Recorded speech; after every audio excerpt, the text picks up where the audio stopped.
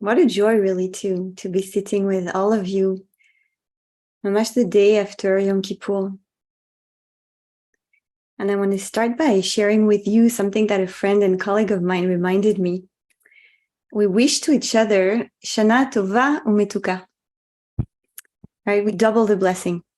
May you have a good and sweet year.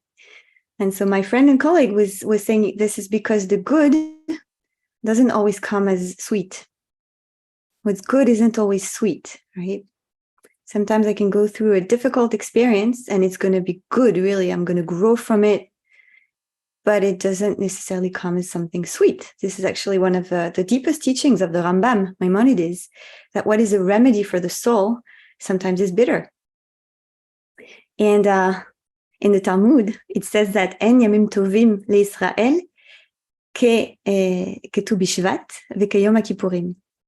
There is no better good days, Yom Tov, for Israel than Tu Bishvat, the holiday of love. Slicha, Tu Be'av, excuse me. Tu Be'av, a few days after Tisha B'Av, we have the holiday of love in August, usually. Ke Tu Be'av and Ke Yom HaKippurim. There is no better day, a day of goodness, than Tu Be'av and Yom HaKippurim. And the Talmud continues by saying, Yom HaKippurim, yes, because this is the day of kapara, of atonement. This is the day that we're being cleansed and forgiven. And as you may have experienced, this goodness doesn't necessarily come through pleasantness, right? It actually comes through what we call inui, through suffering, the suffering of the fast, the kind of suffering in the body that breaks us open. And, the second we come out of Yom Kippur, I don't know how it is for you in your communities around you, but in Israel, certainly it's very visible. The second we come out of Yom Kippur, we start building Sukkot. We start preparing for the festival of booths. The Sukkah is a booth, which starts actually this Shabbat. And so my in-laws they actually built their Sukkah last night. Motzei Yom Kippur, coming out of Yom Kippur, they built their Sukkah. And we know that when we move from Yom Kippur to Sukkot, we move towards really a kind of revealed simcha. V'samachta b'chagecha, and you shall rejoice in your chag, in your festival. So I want to talk about this today, and I want to actually start with a song, which maybe you've heard in your synagogues. I invite you to sing with me. I invite you to really sing or listen, hear, use your voice in a way that is contemplative. It's a tefillah, it's part of the prayers of Kippur. Ve'aviyatim le'hakodshi ve'simachti beveit tefilati ve'aviyatim le'hakodshi ושימחתי ותפילתי עולותיכם ודבריכם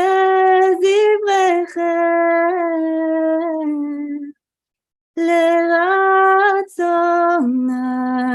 המזבחים כי ביתי בית תפילה לקרב כל העמים ידי ידי די ידי די די ידי ידי די ידי די.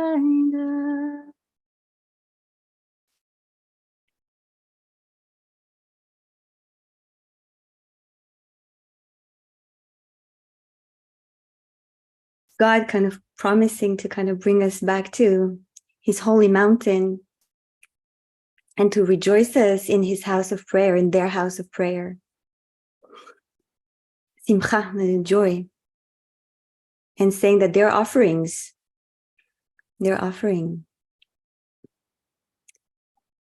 are received desired with ratzon by the divine. Because my house is a house of prayer for all the peoples, the kol ha'amim, for all the peoples.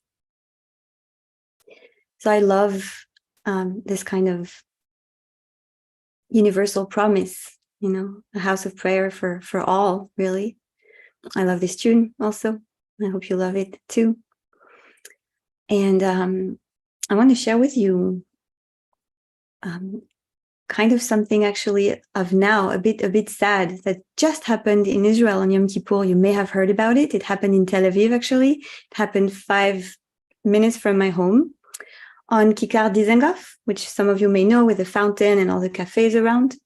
There was a synagogue who tried to set up a minyan outside, like on the square, and they were kicked out by the police. And there is a huge tension right now in the Israeli society between, as you may know, religious people and secular people. And Tel Aviv is kind of like one of the last kind of, places for secular life in Israel. So they're very defensive and they're very protective of that space. And so they kicked away people who wanted to set up a minyan there.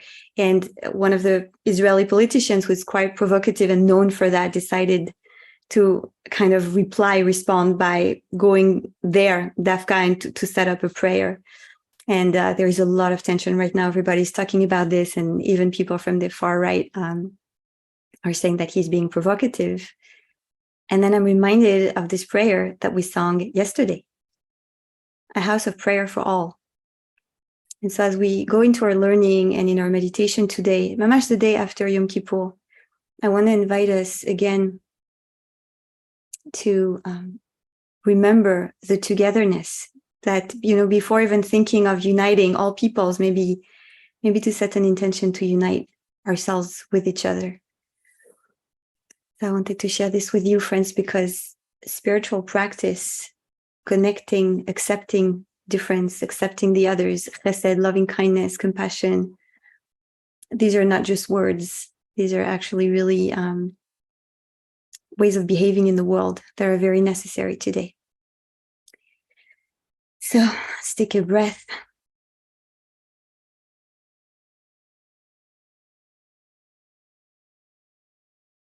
And I'm going to share my source sheet with a little teaching, very, very beautiful teaching from the Kedushat Levi.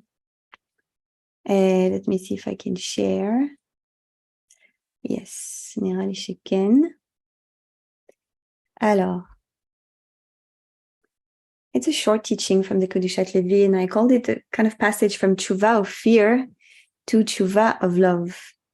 And he's talking about this time from Rosh Hashanah towards Sukkot. And he's saying כי באמת נכון הדבר שבימים האלו, מראש השנה עד יום הכיפורים, כל איש ואיש בוודאי עיניו פקוחות. Every person between Rosh Hashanah up until Yom Kippur, so the kind of 10 days of tshuva, their eyes are open al kol darkav, on all our ways, לשוב, to return towards God, el Hashem. איש לפי מדרגתו מפחד Hashem. So everybody according to their level of fear of the divine. And we see in the Yom Kippur prayers that we talk about ten pachtecha, give your fear, instill your fear. And fear is not necessarily a kind of popular concept in the spiritual world. And we actually tend to oppose fear and love, and rightly so. And yet around this time, we can see a quality to fear.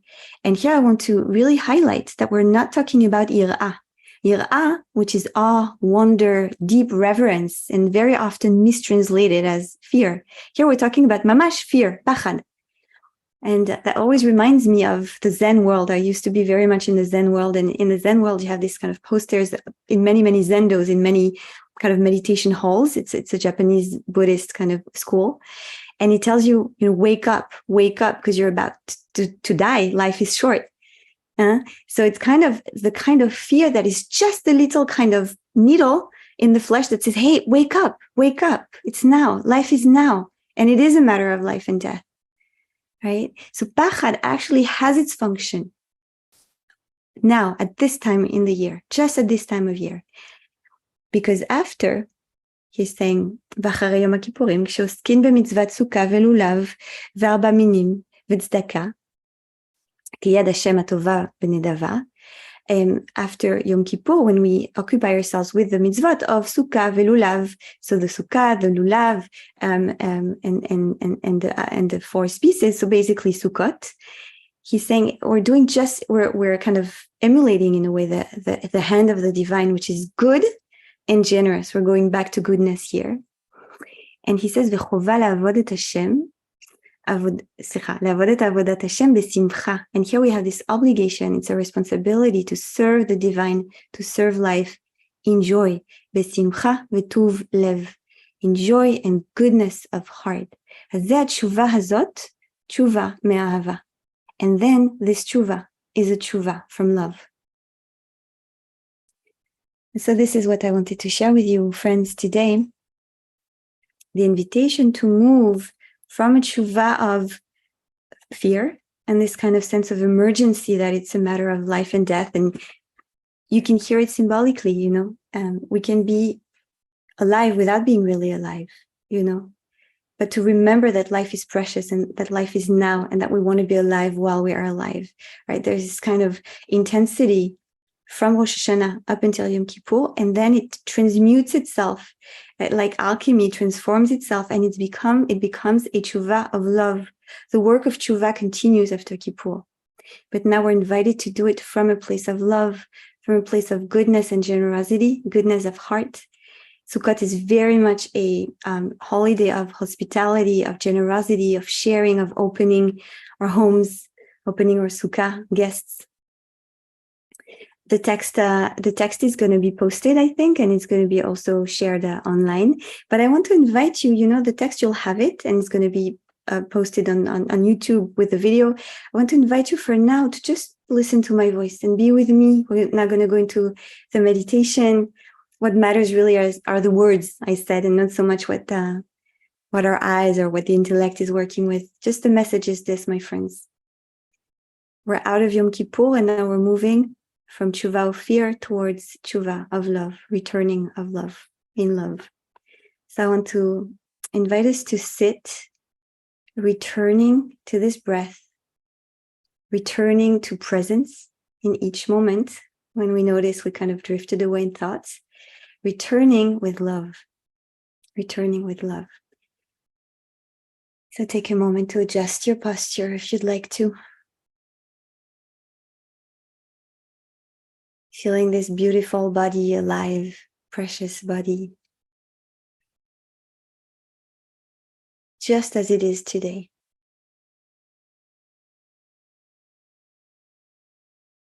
Maybe you can start by taking a deep breath in and a beautiful breath out, inviting the weight of the body to sink a little deeper, inviting a little more groundedness in all my lower body, my butt and legs, and the sole of my feet.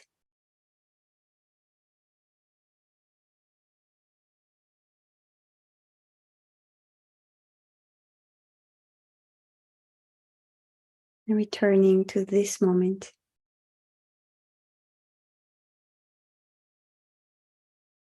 And as my body grounds deeper, my spine can stretch higher.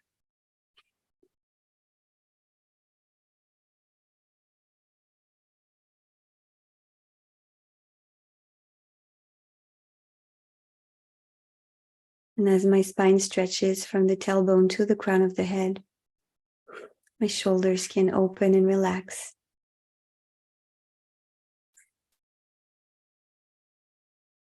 And all the muscles of my face.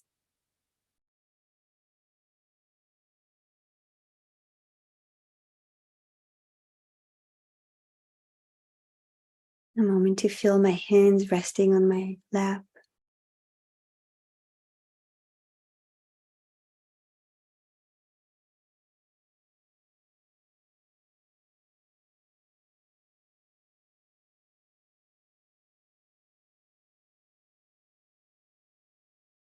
And perhaps today you're coming feeling spacious and energized and serene, vast and happy.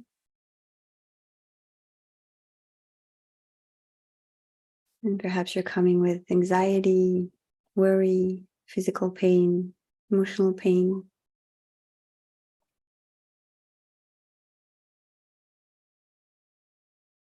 And can you meet this with love?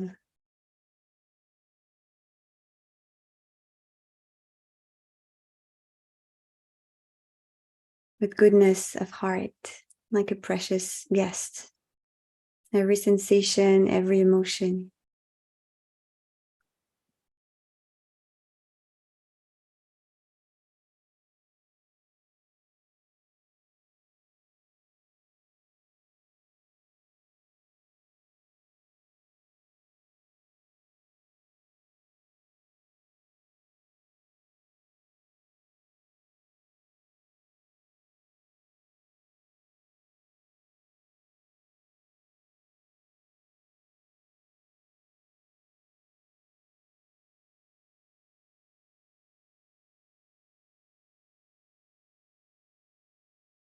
And can I make this meditation my offering myself to the present moment?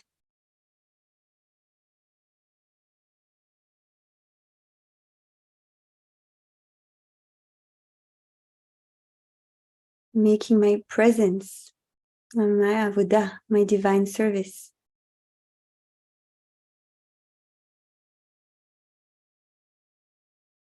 And I sit in joy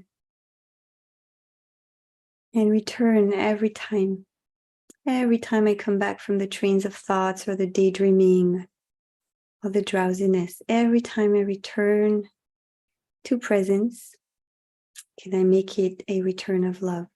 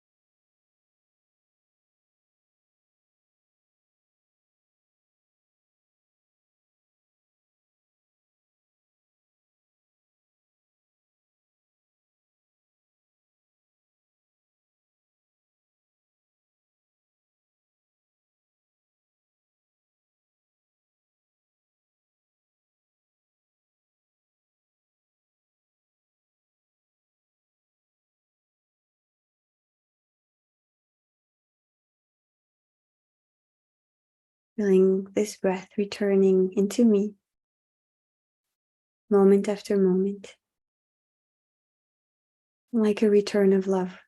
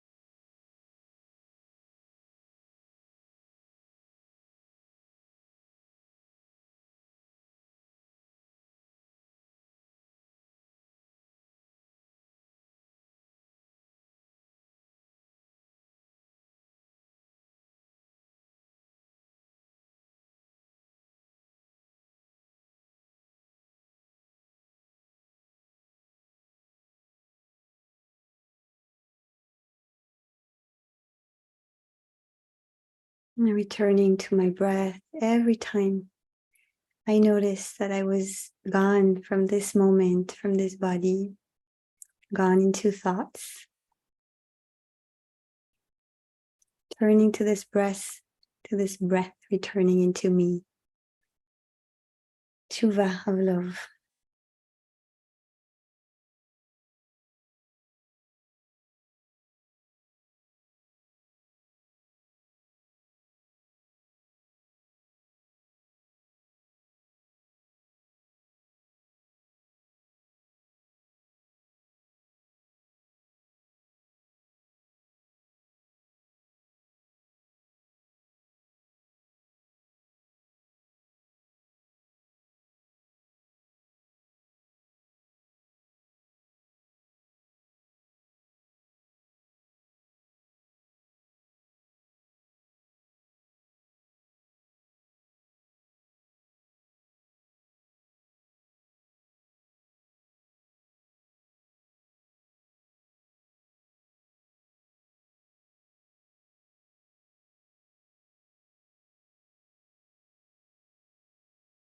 And I make the next breath the most precious thing right now.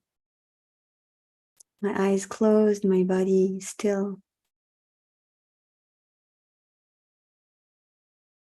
Feeling this breath returning into me with love.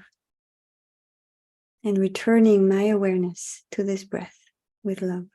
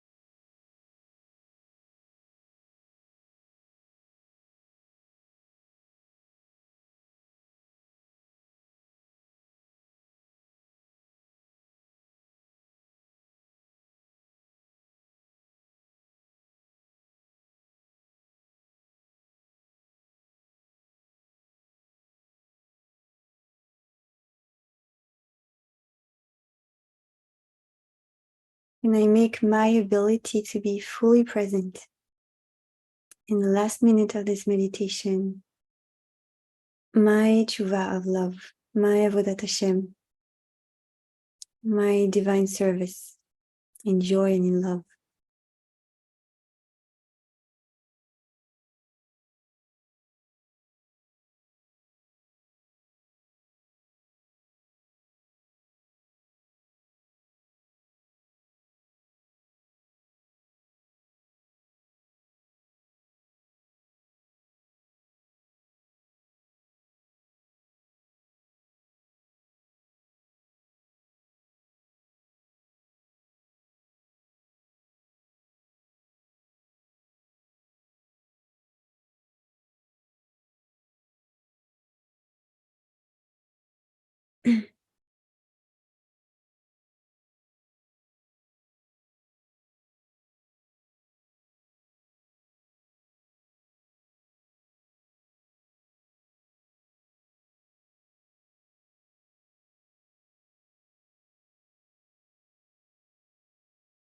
Yandai da dai dai da dai dai dai dai yandai yandai dai dai ya dai dai yandai yandai dai dai ya dai dai dai yandai yandai dai dai yai dai dai da.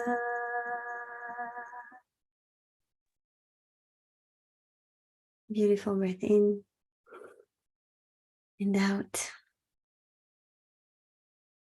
And let's get ready to say Kaddish with Rabbi Josh.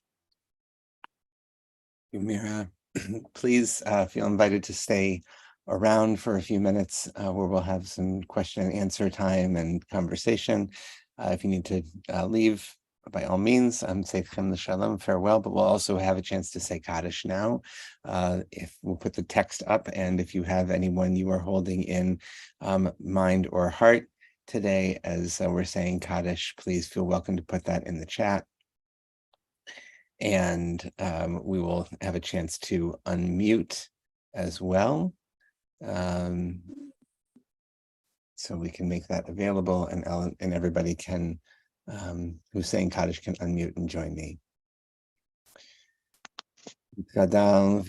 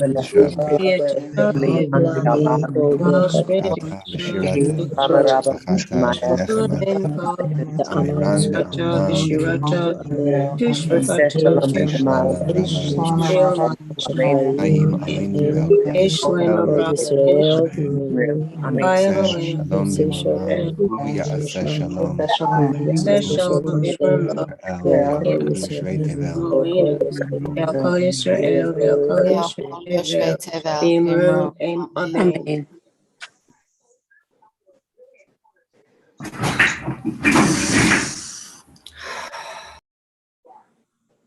All right, so just get everybody muted again. There we go. All right, thank you so much. So please feel free to stick around. And Andrew, if we're just, we need to mute folks. There we go. So thank you again. We'll bring Mira back up. A number of people have been asking for the source sheet. We're getting that up onto Dropbox as we speak. There was a little technical difficulty, but hopefully we'll be able to get that going. Or you can email customer support at jewishspirituality.org, and Andrew will be able to email you the source sheet from today. And a number of people have also been asking about the song that Mira sang. And so you can, I gave some links, I'll put them again in here, but the song is called Vahaviotim El Har Kodshi. They'll come to my my holy mountain. It's taken from Isaiah chapter 56, either verse 6 or 7, depending on how you count. So there's a link to the text there. You can get a translation. And there's also the tune that Mira was using is by Mordechai ben David, Mordechai ben David. So if you want to click on that, you can hear that as well. So we'll bring Mira back up. And Mira, so much rich Torah you offered for today. Oh, thanks. And Andrew just put the link for the source sheet today. It's great. I was gonna offer to send it, to post it. Okay, great. Okay, there we go. So so thank you so much. And there's so much to reflect on here, and there's always, there's already some questions coming in, and if folks have other questions or what came up for you during the set, definitely encourage you to share. And I think about this journey that you're talking about, this tshuva me'ahava, like we're returning in love and not only in fear, right? And turning, and it was, I loved how you talked about, the kind of fear we're talking about is almost like a little pinprick, like it's like, waking up, but then to turn ourselves towards how we can really bring ourselves towards a return in love. And I think it's so appropriate for the day after Yom Kippur, and we're building our Sukkot, or we're getting ready for the holiday. And there's a question here that came in. There's two questions. One is, Lori, I know this is dealing with it sounds like a really hard, difficult situation, and wish a refuah shlema for your husband. And we can address it. I would love to, if you wanna take that up, how do we bring our practice to bear in that kind of a moment? Yeah.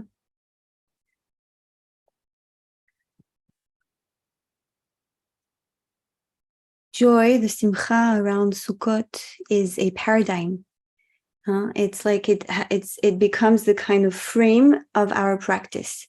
I think we have two ways of relating to emotions in general. One that is spontaneous and passive, and this is what we learn usually, right? I feel joyful when it's my birthday and I get balloons and a cake, or when I get, a nice note, and then I feel sad when something difficult happens, right? And then there is another way of relating to emotions, which is to see them as muscles. And this is what spiritual practice does, right? We have an invitation in Judaism very much, which is also, you find that in mindfulness, but like Judaism, it's really like built in, that we are working on rehearsing and practicing gratitude. Mundani is all about that. Hodaya, acknowledgement, love, ve'ahavta l'racha kamocha, love for us is a practice.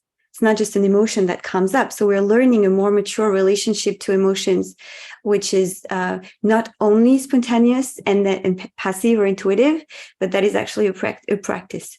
So that being said, simcha, joy, becomes the practice around this time. This is the paradigm and this is the framework. And then life happens. And sometimes in moments that are supposed to be the most joyful and beautiful, tragedies happen. And you can't, how do you say, litalem, like I'm just back from a retreat in Hebrew, I'm like, you can't turn away. You can't turn away. Yeah, you can't deny. You can't, like, if there is a tragedy, like an accident, and really refuah shlema, and wishing you patience and trust and goodness, like you can't pretend it didn't happen. It happened. So you have to meet the truth of the moment. There are Talmudic stories about what happens when a child dies on Shabbat. I don't know if we want to get into this now, but like, I'll share it. It's a very short story. So there is a very great rabbi, and his two sons die on Shabbat, and he doesn't know. His wife knows, and she's keeping it from him. She keeps it for herself during Shabbat because she wants him to really feel the oneg and the joy of Shabbat. And after Shabbat, she tells him, and she says it's very beautiful teaching, but it's not the subject here. But so Judaism actually addresses it. But there are also moments where you can't, this is what's happening. So you have to meet what's happening, and then perhaps with time, when you're ready, together with what's happening, with embracing what's happening, can your husband, being injured, find little glimpses of joy, because it is going to help him heal and get better? And can you find in the day, as you're holding him, find little glimpses of joy as a practice, not as a way of pretending a horrible thing didn't happen? So I'm going to close this for now. I hope it's clear, and I hope it's helpful. If it's helpful, please take it. If it's not helpful, please leave it. But the bottom line is that A, joy here is a practice, and B, that we have to meet what is, and it's a framework within which we meet the reality of our lives as it is. Really hard. And there's a question also here about a number of questions about really suffering, and also should we, and Jill, I want to understand a little bit more about your question. Should be like Gimple the fool to find love in all humanity? Maybe you can say a little bit more about what's behind your question. That might be helpful. But I also think about this is part of the this is part of Sukkot as well, right? Is that it's this very fragile thing. It's this reminder of how fragile everything is. And I'm in an unending sort of battle with the wind in our, behind our, where our sukkah goes up is perfect in every possible way. It's right off of our kitchen. It's on this deck that got finished just before COVID. It's like transformed our lives. It's transformed our Sukkot, except for the fact that now that it's raised up, the wind comes much more regularly, and the schach like blows off, by the third day of Sukkot. If there's a rainstorm or something, which here we have not so infrequently, our sukkah gets ruined. Last year, our schach wound up in our neighbor's yard because it blew off. And I'm reminded of there's something there also about, there's a practice of the embracing again, what is, right? I can't control this thing.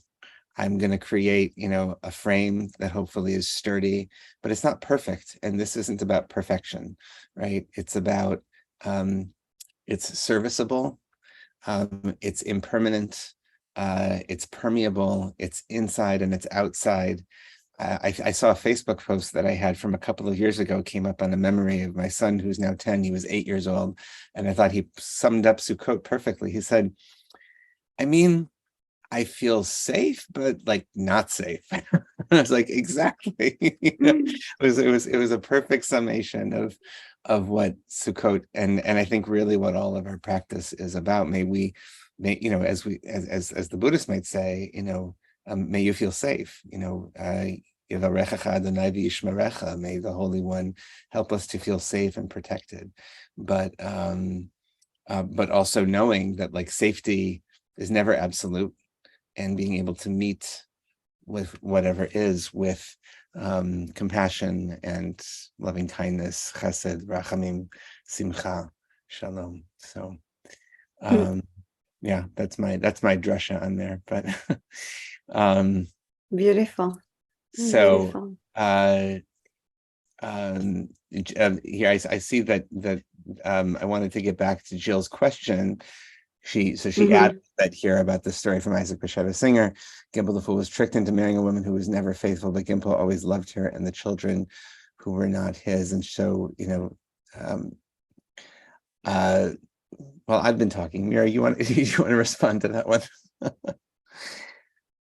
All I can say is it's actually very deep into the Hasidic ethos, but it actually goes way back. I mean, the Ramban talks a lot about this. It basically talks about anava, right? There's a connection between anava and love for all, which is no matter what you do, it belongs to you actually, but I am going to behave from a place of love and nobody can take it away from me. This is strength. This is Chassidut. This is being a Chassid. And really, la'avodat Hashem b'simcha, serving the divine in joy, even when circumstances are challenging. And I know that for many of us, circumstances are challenging. There is illness, there is, aging, there are people in need that we can't help sometimes. There may be economic, problems. There is maybe worry about the state of the world. And then the whole question is, okay, things are going the way they're going. People are behaving the way they're behaving. And can I be free enough from that I can keep choosing to serve, to make my life an offering and to serve in joy, and that my tshuva be a tshuva of love, that I'm not moved by fear. This is just relevant for a very short period where I really have to wake up. And now it's let's just open, let's just respond, let's just start acting from that place of love. And this is real strength. This is real strength. And I started, I opened the session with this anecdote from Israel because practice is about life and life is happening right now. And I wanted to share with you, friends, something that's happening in Israel that concerns all of us because it concerns, the Jewish people. Really, sinat chinam, really, hate, great to choose hatred and dissension between the people. And we know it's dangerous for us when we start going against each other. And I shared this because I want to say again, friends, the practice you're doing here is not just precious for you to feel more serene, more, at peace, more calm, more focused, more loving. It's real. it's real. Like, love has real consequences. It can have really healing consequences, and hatred has real consequences. And so cultivating love is a social responsibility. Beautiful. I think, and next week I'm going to be leading the sits all next week as the teacher, and we're going to be focusing on this idea of avodah shebalev, which we call the service of the heart, this prayer, but we're translating it as the heart work of living in a diverse society, in a multi-everything society, and a democracy, which I think is very appropriate for Sukkot. And so it's a good, it's a good reminder and a good preparation for that of, how do we show up and meet the difficulties of the world with not out of reactivity and judgmentalism and fear, but out of love and a larger, more lev shomea, a listening heart, and rochav lev, a breadth of heart. So we'll have more to say about that next week. But in the meantime, Mira, thank you so much, as always, for sharing your Torah with us and your teaching. Thank you, everybody, for being here. And before you go, one last thing, in case you're not already aware, I'm sure Mark has been plugging it, but we are now putting these sits out as podcasts as well. They're available wherever you get your podcasts under the title Jewish Meditation for Everyone. We put up about one a week. We're not doing 5 days a week, but we're taking select ones and putting them up. So please subscribe and tell your friends all about it. If they can't make this regular time live, they can always listen to it later. So thank you, everybody, for being here. Again, Shana Tova and Chag Sameach, Mira, and we'll see you soon. Shana Tova. Okay. Bye, everybody.